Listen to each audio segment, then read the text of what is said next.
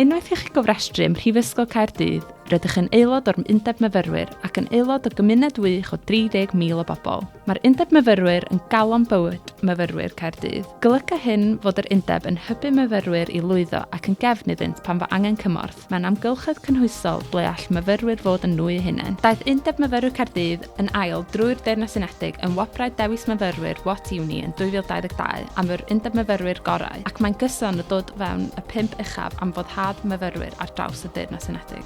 Dyma'ch swyddogion sabathol eleni, cawsant eu hethol yn ystod ein etholiadau gwanwyn yn y flwyddyn academaidd diwethaf. Maent yn fyfyrwyr sy'n cymryd amser allan o'i astudiaethau neu sydd wedi gorffen eu astudiaethau yn ddiweddar. Maent yna i gynrychioli faterion a syniadau sy'n bwysig i'n aelodau, sef chi, a gallwch chi ddod i'r hyd i'r hyn maent yn gweithio arno ar cardiffstudents.com. Dyma eich swyddogion ymgyrch eleni, swyddi rhan amser i'r rhain sy'n cael eu cyflawni gan fyfyrwyr presennol. Maent yn cyflawni rolau hyn ochr yn ochr a'u astudiaethau, a chawsan eu hethol yn etholiadau'r gwanwyn hefyd. Maent yn cynrychioli grwpiau amrywiol ac yn cynnal ymgyrchoedd er bydd eu grwpiau cynrychiadol. Rydym wedi ein lleoli ar gampws Caerdydd a champws Parc y Mynydd Bychan. Os ydych chi yn Caerdydd, gallwch ein ffeindio ar Park Place, gyferbyn ar brif adeilad. Gallwch ddod o hyd i ni yr ochr arall i'r ganolfan bywyd myfyrwyr newydd sbon. Gallwch hefyd fynd i mewn i'n adeilad Caerdydd o ffordd Sanghennydd, ychydig lawr y stryd o Lidl a drws nesaf i'r orsaf Drenau Caerdydd. Os ydych chi ar gampws Parc y Mynydd Bychan, ewch drwy neu o amgylch adeilad Cochrane i'r lolfa IV ac fe welwch hwb Undeb y Myfyrwyr ar y chwith.